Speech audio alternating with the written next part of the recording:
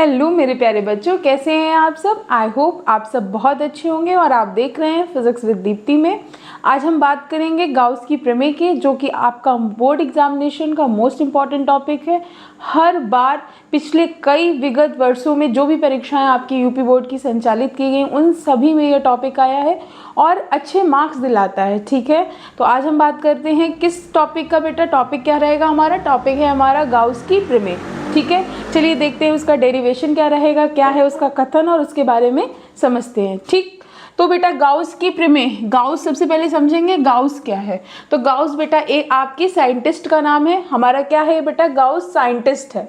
सबसे पहले एक हम लोग क्या ले लेते हैं? क्लोज्ड प्रॉपर्टी ले लेंगे। इससे पहले अगर आप लोगों ने वैद्युत फ्लक्स का टॉपिक नहीं समझा है तो आपके चैनल पर पड़ा हुआ है वैद्युत फ्लक्स का टॉपिक, आप उसको जाकर प्लीज़ जाकर उसको देखिए, जाकर उस वीडियो से सीखिए किस तरह से। जब तक आप वैद्युत फ्लक्स नहीं पढ़ेंगे तब तक आपको गाउस की प्रमेय नहीं समझ में आएगी। ठीक है, आइए एक बार रिकॉल कर लेते हैं अपने डायग्राम को। डायग्राम बेटा क्या है? हमने एक बंद प्रॉपर्टी ली है। बंद प्रॉपर्टी में हमने क्या किया, माना कोई बिंदु ओ रखा है। ओ से हमने क्या किया, एक आगे की तरफ अपना डायग्राम ड्रॉ किया है, जो कि हमारा ये क्या है, ई हमारा क्या व्यक्त कर रहा है बेटा? Vector E. ई हमारा क्या होता है? वैद्युत क्षेत्र की तीव्रता। क्या होता है? वैद्युत क्षेत्र की तीव्रता। उसके बाद O से, अब ये माना हमारा बिंदु P है, O से P के बीच की दूरी को मैंने क्या बताया बेटा? R बताया है। R ये हमारा क्या है? इस पर कौन सा आवेश लग रहा है? Q नॉट को क्या बोलते हैं? एकांक धन परीक्षण आवेश बोलते हैं। एकांक धन परीक्षण आवेश। अब इसमें इसको जैसे ही हम थोड़ा आगे बढ़ाएंगे तो ये किसका निर्माण कर रहा है? ये निर्माण कर रहा है आपका थीटा। थीटा बना रहा है। अब इस पूरी प्रॉपर्टी के क्षेत्रफल की बात करेंगे तो हमने क्षेत्रफल को बेटा किससे व्यक्त किया है? S से किया है। आप चाहे तो A से भी व्यक्त कर सकते हैं, आप A को भी मान सकते हैं। ठीक है, चलिए आई होप आप सबको ये डायग्राम में जो भी टर्म्स लिखे हुए हैं वो आपको समझ में आ गए होंगे कि Q नॉट क्या है, R क्या है, P क्या है, थीटा क्या है, E क्या है और S क्या है। और अच्छा, मैंने ये डी ओमेगा छोड़ दिया है क्या? डी ओमेगा होता है बेटा आपका घन कोण। डी ओमेगा क्या होता है? घन कोण। चलिए अब हम बात करते हैं इसके गणितीय समीकरण की। अगर आपका 1 नंबर का प्रश्न आएगा तो वो आपसे ये पूछेंगे कि गणितीय समीकरण क्या होता है। तो बेटा गणितीय समीकरण आपका क्या होता है? फाई ई बराबर integration vector E d S. क्या होता है? Integration vector E d S क्षेत्रफल। ठीक है, ये किसके बराबर है बेटा? Q अपॉन एप्सिलॉन नॉट के। Q क्या होता है? आवेश। एप्सिलॉन की वैद्युतशीलता। तो यहीं से आपको परिभाषा और इसका कथन मिल जाता है। क्या इसका कथन मिल जाएगा बेटा? निर्वात अथवा वायु में स्थित किसी बंद पृष्ठ से निर्गत संपूर्ण वैद्युत फ्लक्स। बेटा वैद्युत फ्लक्स को कहा था ना गाउस की प्रमेय में, वैद्युत फ्लक्स के टॉपिक को समझिए। तो अगर आपने क्लास को नहीं देखा है तो प्लीज पूरी क्लास को, इस क्लास को तो आपको देखना ही देखना है, और इससे जो पिछली क्लास जो पढ़ी हुई है वैद्युत फ्लक्स की वो भी आपको समझनी है। ठीक है, क्या लिखा मैंने? निर्वात अथवा वायु में स्थित किसी बंद पृष्ठ से निर्गत संपूर्ण वैद्युत फ्लक्स उस पृष्ठ से परिबद्ध Q का 1 अपॉन एप्सिलॉन नॉट गुना होता है।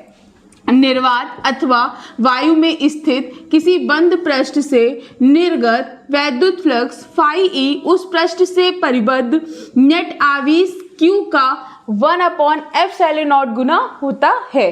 ठीक है, एप्सिलॉन नॉट गुना बेटा क्या होता है? एप्सिलॉन नॉट गुना होता है आपका निर्वात या वायु की वैद्युतशीलता। आई होप आप लोगों को ये डायग्राम, आप लोगों को ये गणितीय समीकरण और इसकी परिभाषा क्या है वो आपको समझ में आ गई होगी। अब हम लोग समझेंगे किसको? अब हम लोग समझेंगे बेटा डेरिवेशन को। ठीक है ना, डेरिवेशन अगेन वैद्युत फ्लक्स। कहाँ से स्टार्ट करेंगे बेटा? इसको वैद्युत फ्लक्स के। और वैद्युत फ्लक्स का फॉर्मूला क्या होता है? वैद्युत फ्लक्स का बेटा फॉर्मूला होता है आपका फाई ई बराबर वेक्टर ई डी एस। बेटा वेक्टर हटाते हैं तो क्या होता है? E d s cos theta. क्या लेंगे? E d s cos theta.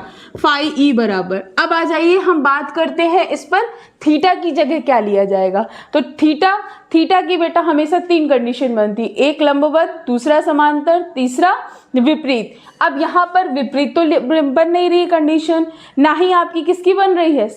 लंबवत होगा तो थीटा बराबर 90, समांतर होगा तो थीटा बराबर 0 और विपरीत होगा तो 180। तो विपरीत तो यहाँ पर कुछ है ही नहीं डायग्राम में, तो विपरीत की कंडीशन आपकी क्या होती है, कैंसिल होती है।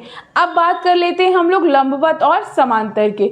तो क्या ये जो आपका आवेश केंद्र बिंदु है, इसके क्या है, इसके ठीक सामने समांतर पर ही तो हमें क्या ज्ञात करना है, बिंदु P पर वैद्युत क्षेत्र की तीव्रता ज्ञात करनी है। तो फिर यहाँ पर कंडीशन समांतर की बनेगी और समांतर होगा तो कॉस क्या हो जाएगा, थीटा बराबर 0 डिग्री, थीटा बराबर क्या हो जाएगा 0 डिग्री।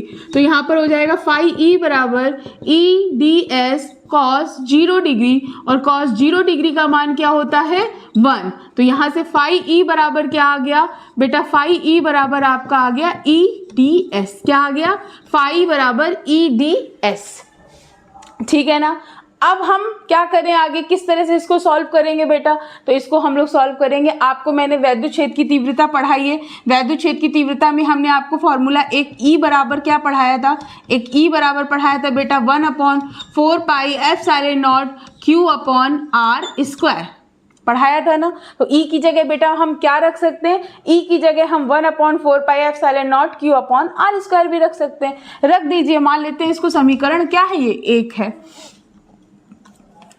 समीकरण 1 है। अब इस डायग्राम की ज़्यादा ज़रूरत नहीं पड़ेगी हमको, ठीक है। तो यहाँ पर हम ई की जगह मान रखेंगे बेटा, तो क्या हो जाएगा यहाँ पर फाई ई बराबर, ई की जगह क्या लिखेंगे 1/4 pi epsilon naught q upon r square, और यहाँ पर डी एस जैसे लिखा था वैसे लिख देंगे। अब हम इसका क्या करेंगे, दोनों पक्षों का समाकलन करेंगे। क्या करेंगे, दोनों पक्षों का समाकलन, ठीक है ना। दोनों पक्षों का बेटा समाकलन करिए, क्या आता है देखते हैं आंसर। बेटा दोनों पक्षों का हमने समाकलन किया 1/4 pi epsilon naught q upon r square, और ये क्या हो जाएगा ds हो जाएगा, ठीक है ना। तो ds हो गया हमारे पास। अब यहाँ से एक चीज़ और समझनी है, तो ये हमारा क्या हो जाएगा बेटा फाई ई आ जाएगा, और यहाँ पर लिमिट किसकी लगाएंगे, s लगाएंगे। बेटा ये पूरा टर्म आपका क्या हो जाएगा, कांस्टेंट हो जाएगा ना। जब ये कांस्टेंट होगा तो ये क्या हो जाएगा बाहर, 4 pi epsilon naught integration s 1/r square ds upon r square.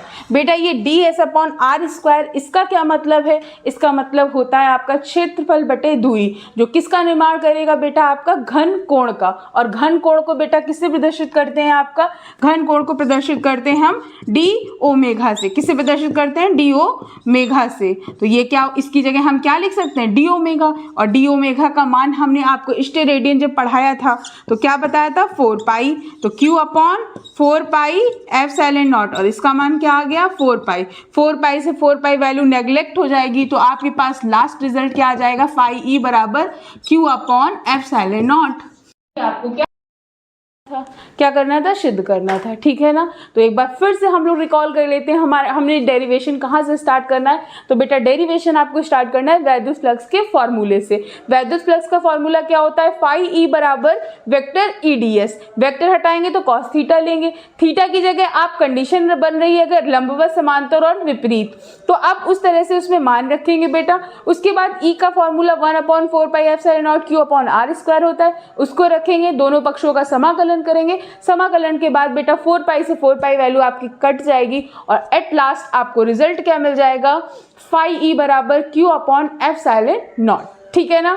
बेटा बोर्ड एग्जामिनेशन के लिए मोस्ट इंपॉर्टेंट टॉपिक है, प्लीज इसको जल्दी से जल्दी देखिए, अपने को रिवीजन डालिए कि कितनी बार आपको इसका डेरिवेशन आपने कंप्लीट कर लिया है, और आप अपने नंबर को पक्के करिए। आपको ये चैनल समझ में आता है, आपको मेरी पढ़ाई हुई बातें समझ में आती हैं, तो आप प्लीज़ मेरे चैनल को सब्सक्राइब करिए, लाइक करिए और शेयर करिए। बाय बाय बच्चों।